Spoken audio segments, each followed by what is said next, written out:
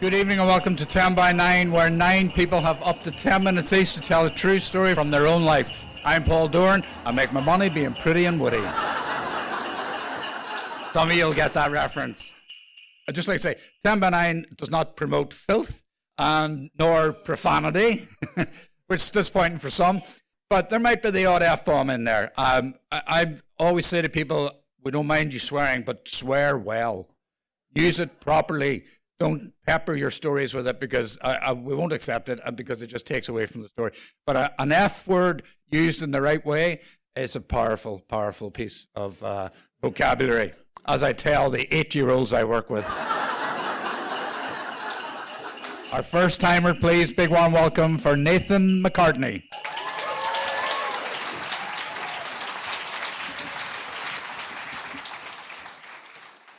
The year the world was supposed to end, my mother bought a tree. Not a real one with the scent of forests and the slow death of needles on the carpet, but a fake one, a monument. It was bought alongside hundreds of tiny bulbs that promised a fierce, unnatural brilliance. It cost more and is worth more than any tree that I've ever known.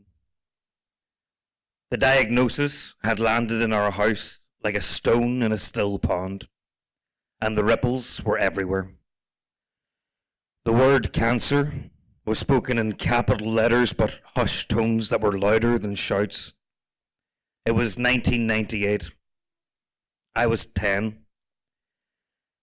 The facts as they were presented to me were simple. Daddy was sick. There was no cure. And this Christmas would be the last. And so the tree was a final, glorious lie that we would all tell together. The world outside our house had turned into a place of soft edges and careful voices. But school was a different county. A week before we broke up for Christmas, the principal, Mr. Doherty, came into our classroom.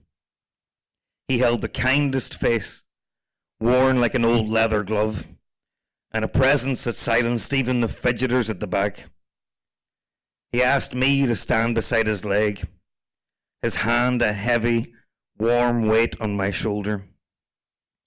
"Class," he boomed, his voice filling the room with a holy certainty. "We're going to say a very special prayer today, a prayer for Nathan's father." A prayer. It wasn't a request, it was a decree, and 16 heads bowed. And I stood there with my cheeks burning, staring at the crucifix behind Mrs. Ward's desk. The silence was a held breath, and then his voice began, the rosary rolling out in a familiar rhythmic drone. "Hail Mary, full of grace, the Lord is with thee. Hail Mary, full of grace, the Lord is with thee." And a strange thing happened. As the words washed over me, a feeling uncurled in my chest, warm and shameful. It wasn't faith, it was spotlight. For 10 minutes, I wasn't some boy with a dying father. I was the center of a holy drama. I was special. The pity in the room was a blanket I wrapped myself in, a perfect escapism from the terrifying quiet of my own house. I leaned into the weight of Mr. Doherty's hand, an anchor in a sea of the unspoken. At home, my father was building his own anchor. When medicine packed its bags and left, religion moved in with old solemn furniture. The man who spent his life reading textbooks was now reading Psalms. He went to Mass not just on Sundays, but on Tuesdays and Thursdays and any other day the doors were open. It wasn't a gentle faith, it was a desperate one. A last resort, conducted with the grim focus of a soldier digging a trench. He'd sit on the sofa, the rosary beads tangled in his fingers, his lips moving silently, bargaining with a God he'd only ever nodded to from a distance before. The day the tree arrived was the day the war truly felt real. It came in a long, heavy box, and we hauled it into the front living room. My older siblings and I, a sarcophagus of fake greenery. We assembled it, branch by brittle branch, slotting each limb into the central pole. It was a skeleton smelling of plastic and cardboard. And then the moment of truth. Mum plugged in the lights.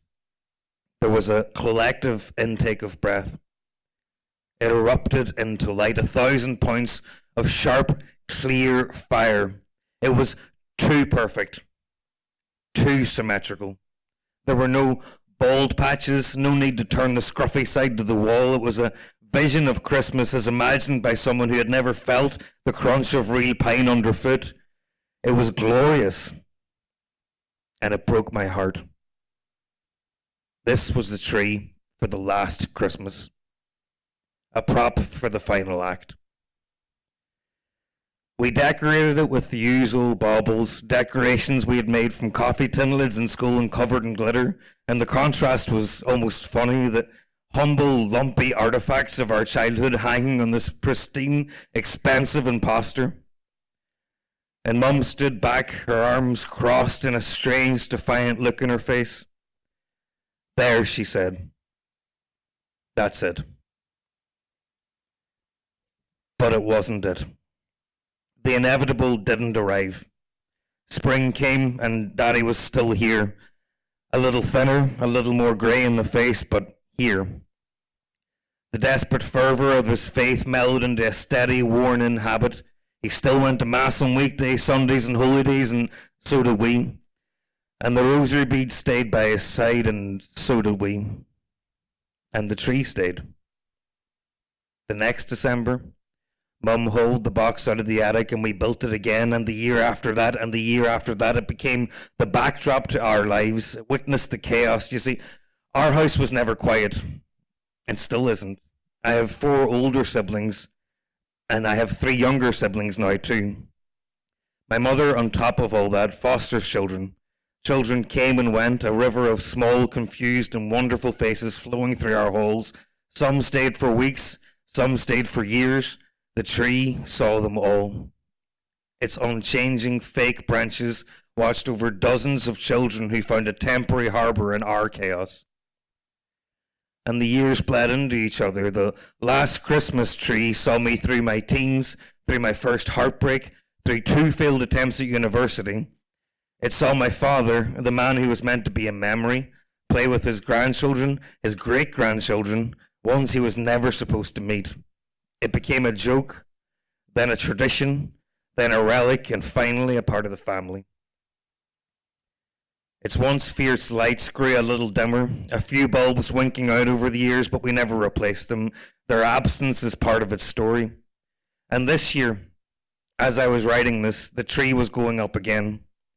It's 2025. Daddy still sits on the sofa, still holding his rosary beads. He's been doing that for 27 years since his last Christmas. Me and my older siblings have all had children. My next youngest sister is pregnant with twins, and the news was met with the usual chaotic uproar.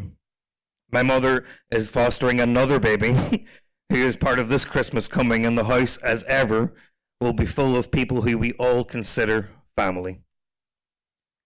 I'd like to look at the tree this year together.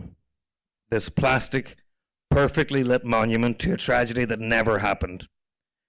Its branches hold the weight of decades now, not just the memory of one feared last Christmas, but of all the Christmases that miraculously followed. It holds the ghosts of ones we lost, songs we sang with our grandparents, the laughter of my nieces and nephews and my own children, and the quiet, stubborn, miraculous presence of my father on the sofa. It was never a tree for the last Christmas. It was a tree for all the next ones, a desperate, expensive, beautiful act of faith, bought by a woman who refused to accept an ending, and in doing so, gave us all another beginning. And I know now, as I always should have known, that the most real things aren't the ones that smell of forests. They're the ones we build branch by stubborn branch, light by stubborn light, long after all hope seems lost. They're the things we keep. Happy Christmas.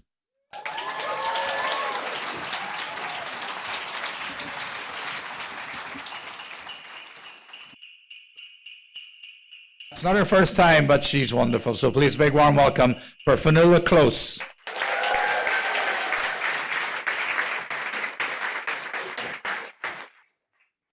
Christmas Day at our house was always a fractious event. Everyone was stressed. The overexcitement of Christmas Eve and the inevitable early start on Christmas morning left everyone tired and irritable most of the day. Mum's head was consumed with dinner preparations and making sure that our old oven, which was as temperamental as us, would heat sufficiently while we attended morning mass. Dad, who occupied a general state of agitation on a normal day, reached new levels of stress as he tried to assemble some of the gadgets Santa brought. And then there was my younger brother and sister, who continuously wound me up to the point of physical violence. If you threw into the mix our itchy 1980s Christmas jumpers, my mum's static nylon tights, and our dodgy Christmas tree lights, we always had the recipe for a hazardous Christmas. One particular Christmas day stands out above the rest for me. I was about 9 or 10. Santa was under question, but being the eldest in the family, it made sense not to vocalise these concerns.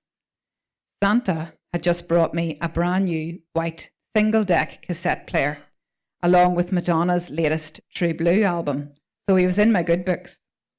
But what made this present extra special was the addition of a pair of bright red earphones that I could plug into my cassette player and be transported to another world. A world away from the petty arguments and general irritations of home, and one that was filled with music and my imagination. A world where Madonna asked her papa not to preach, and I could no longer hear my papa when he started to preach. It was perfect. I couldn't wait to get home from Mass that Christmas morning and listen to my one album on repeat all day. But my father had other ideas. Dad was, and still is, a sociable man. He loves a chat, and even to this day, a walk to the shops for milk could take over 2 hours by the time he stops and talks to everyone he knows. He was on good terms with all the neighbours, but as a family, we had built up a particularly close friendship with another family on the street who had a daughter and son of a similar age to us. Earlier that week, after one of Dad's garden chats, this particular neighbour invited the family for drinks on Christmas morning. Dad, being Dad, hadn't the heart to say no and happily accepted the invitation. Mum blew a gasket when she heard. An argument followed with shouts of, "Do you not think I have enough to do that morning? And there is just no time. You'll have to ring him and say no." We kids didn't want to go either, but for a different reason. This family were, to quote Harry Enfield, considerably richer than us. And that meant their stuff was always better than our stuff. Now, that's not to say we didn't often benefit from this predicament. My sister and I spent many days up at their house watching the latest films and video, long before we could afford a video player of our own, or having a turn on their brand new bikes that were far superior to our rusty second-handers. So it wasn't all bad. But on Christmas morning, when we had just been given new toys of our own that we were actually happy with, we didn't want to spoil it by seeing even better toys that we didn't own. It was time enough for that on Boxing Day. But Dad was determined to go. Free from the pressure of producing a Christmas dinner, he quite liked the idea of a morning tipple on the big day. So he didn't say no, as instructed by my mother. And instead, he just let it drop for a while, only to bring it up again later when she was in a better mood. He cunningly suggested that she too deserved a Christmas drink after working so hard all year. Could they not just call in for half an hour while the turkey was in the oven? Mum eventually and reluctantly agreed and set about reworking her morning schedule to accommodate the new arrangement. So just before midday that Christmas morning, with the turkey safely in the oven and the spuds and veg steeped in water ready for action, off we popped to our welcoming neighbours.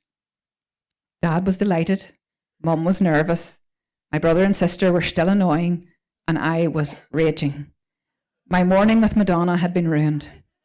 To make matters worse, I soon discovered that Santa had brought our neighbour's daughter a double-deck cassette player, not a single-deck one like mine, along with a Madonna and a Michael Jackson album.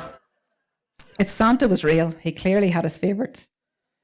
The final straw was when I saw the massive selection box Santa also brought her, compared to the Mandarin Orange and the McVitie's chocolate penguin that he brought me. I was outraged. I demanded to go home immediately.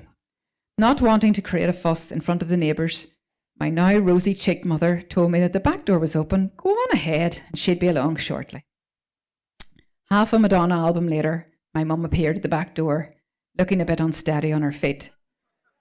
I assumed that her new high heels were just hurting her as she put her hand out to the wall for support. She shimmied towards the bedroom and returned to the kitchen with her flat shoes on, but this didn't do much to stop the unusual swaying. Distracted by the start of Latti's La Bonita, I plugged in my earphones so that I could hear the song properly, above all the banging and clashing of saucepans that was now taking place in the kitchen. I quickly returned to a wee world of my own. Sat happily at the kitchen table, I listened to my music and drew pictures with my new coloured markers. I enjoyed the heat coming from the oven that had been on since 9 o'clock that morning. In my peripheral vision, I saw Mum open the oven door, presumably to check the turkey. I closed my eyes as Madonna moved on to True Blue, my favourite song. When I opened my eyes again, I watched in horror as the baking tray tipped out of my mother's hands and the turkey glided across the lino kitchen floor like a child coming down a slide. I looked at my mother and my mother looked at me. Quick as lightning, Mum lifted the turkey, plopped it onto the baking tray and shoved it back in the oven. She then turned to me and said those two sinister words only common in Northern Ireland: say nothing.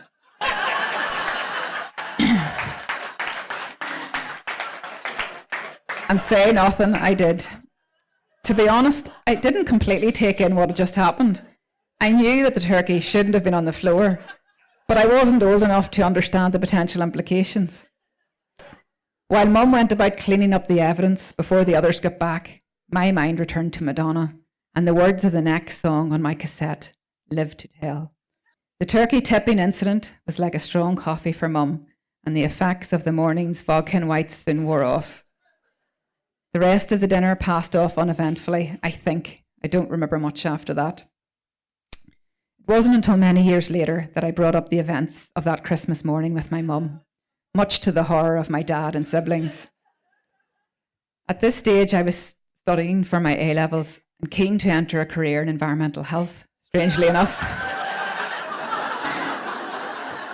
Mum laughed off any suggestion that she could have poisoned us with a reminder that her floors were spotless, so you could indeed eat your dinner off them.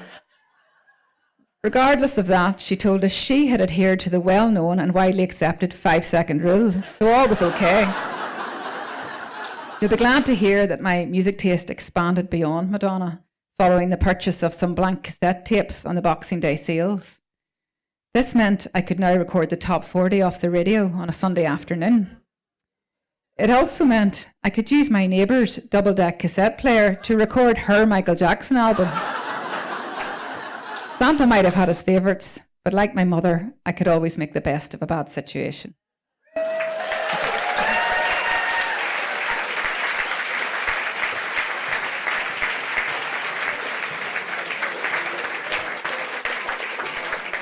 Oh my goodness. Oh, Fionnuala, thank you so much. Thank you. Fionnuala first came to 10 by 9 over a year ago, I think. Paul Whittington, who was a fairly regular 10 by 9, had suggested to her that she come and tell her story. I'm so glad she did come then. I'm so glad she came now. Sadly, Paul died this year. He had just been on the podcast actually just before that, and it was really heartbreaking. He was such a wonderful storyteller, and it was so unexpected. I'm so glad that his legacy lives on in you, Fionnuala, because that was just wonderful. So thank you.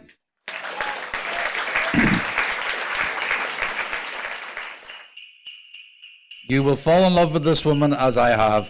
Big warm welcome for Pat Scott. Okay. I hate Secret Santa, though it hasn't always been like this.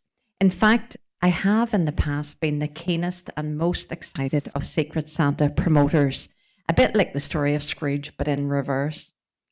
In days gone by, I have been the one who sent out the chirpy emails, exhorting others to join in the fun and chasing down the grumps and the heel draggers.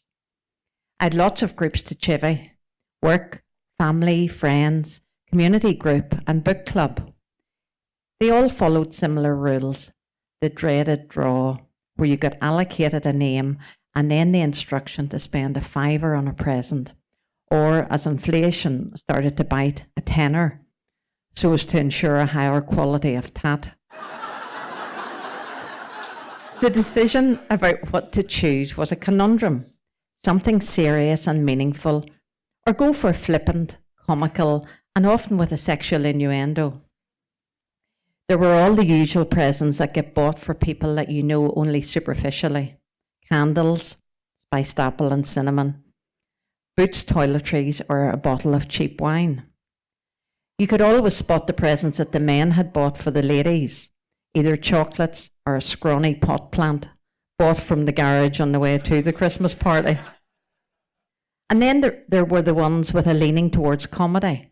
My husband and I have had our fair share of these. The mug that said, "Yes, I am a nurse. No, I don't want to see it." A small towel with face written on one side and arse on the other. Black Y fronts for my husband with a tiger's face on them and a slogan that read, "I've got a tiger in my tank." An indecently scanty mankini, and of course, the penis pasta. It actually came in very handy one evening when my in-laws were coming to us for tea and I ran out of spaghetti. I smothered the penises in bolognese sauce and hoped that their failing eyesight would spur my blushes. One year I was given the name of a person who had recently joined a community group that I belonged to. All that I knew about them was that they were a new police recruit and that they loved chocolate.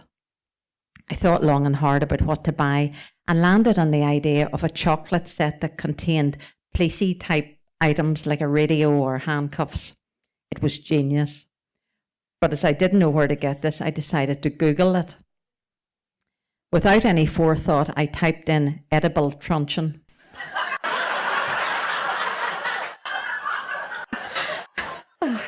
My screen was flooded with graphic images, none of which were police truncheons, nor were they made of chocolate.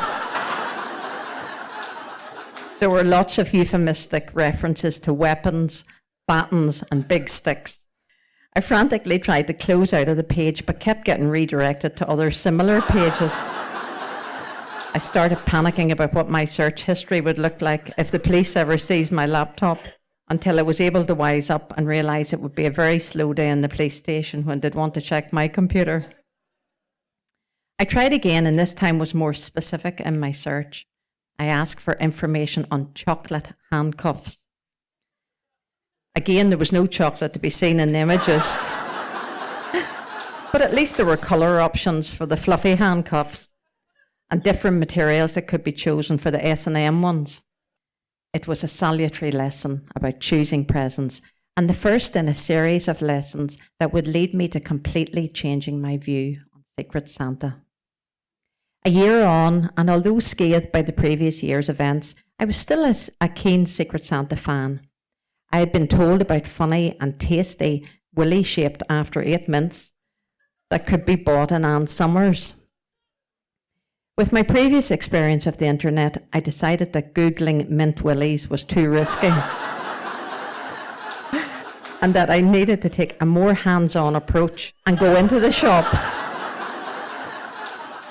I was unfamiliar with it and a bit concerned about being seen, so I pretended that I was walking past the shop door until I was sure that no one who knew me was within sight, and then practically fell in. It was all a bit bewildering, and there seemed to be no confectionery department. I walked resolutely past red, lacy undergarments at the front of a shop and made my way to the back. Standing, looking stunned and embarrassed, I was approached by a 12-year-old girl who had clocked that I was an Ann Summers newbie. She was lovely, but I felt like a skanky geriatric, asking for mint chocolate willies. She was unfazed, and in fact, after showing me where they were, started trying to upsell other items to me. She demonstrated the speed and different settings of various objects, which had names of fluffy countryside animals, a rabbit, and of military hardware, a bullet. There were other contraptions that I genuinely had no clue about, but as I didn't want to show myself up, I tried to look knowledgeable and cool.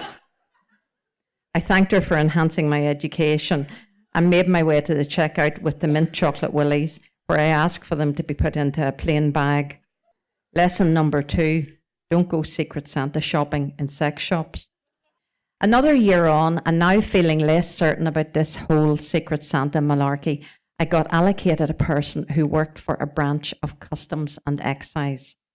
I hadn't known them very long, but with the previous lessons learned about the use of the internet and of visiting a sex shop, I decided on a good fun present that had absolutely no sexual connotations.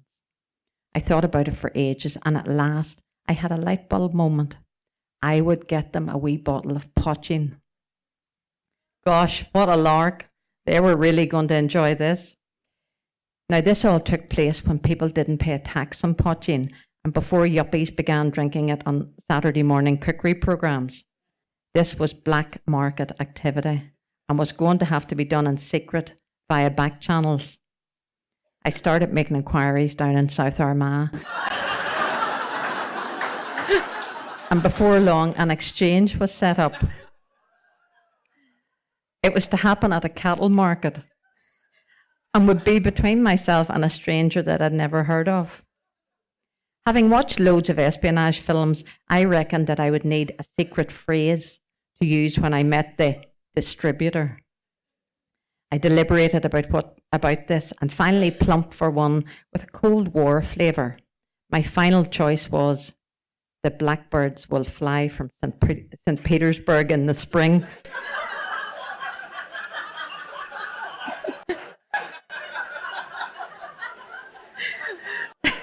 I practiced my Russian accent, but as it kept turning into a cross between a French and a Pakistani accent, I gave up on that.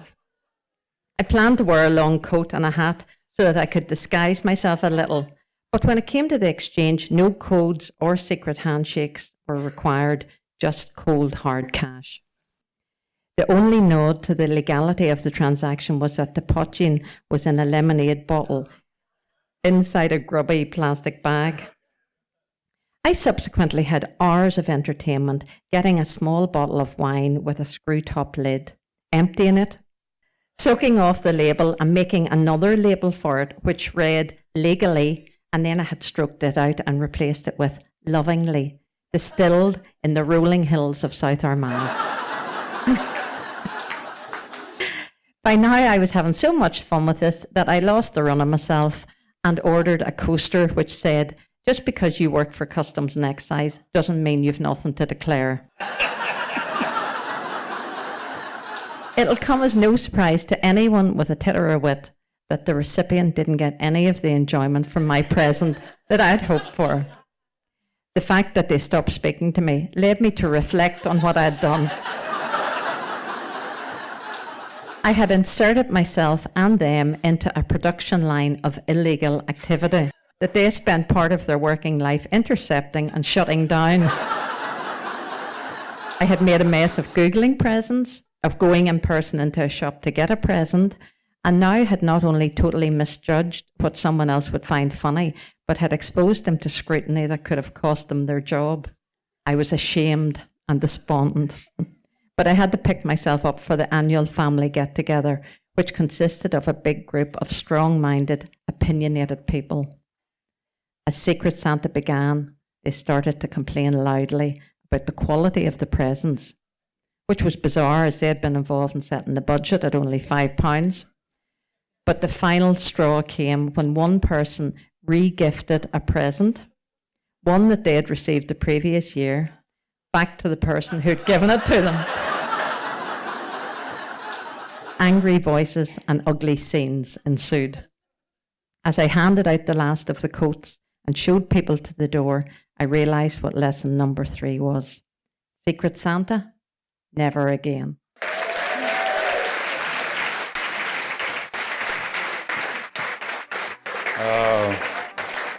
Thank you so much. I told you, isn't she amazing? She really is. She's just wonderful. And Pat is one of those amazing people who tells stories that will break your heart and will also have you laughing your head off. And you will find several of them on the 10 by 9 podcast, which is on the 10 by 9 website, which is 10by9.com, blah, blah, blah, blah. It's all on that poster. That's it from 10 by 9 for 2025. I'll see you in 2026. Good night and have a lovely Christmas.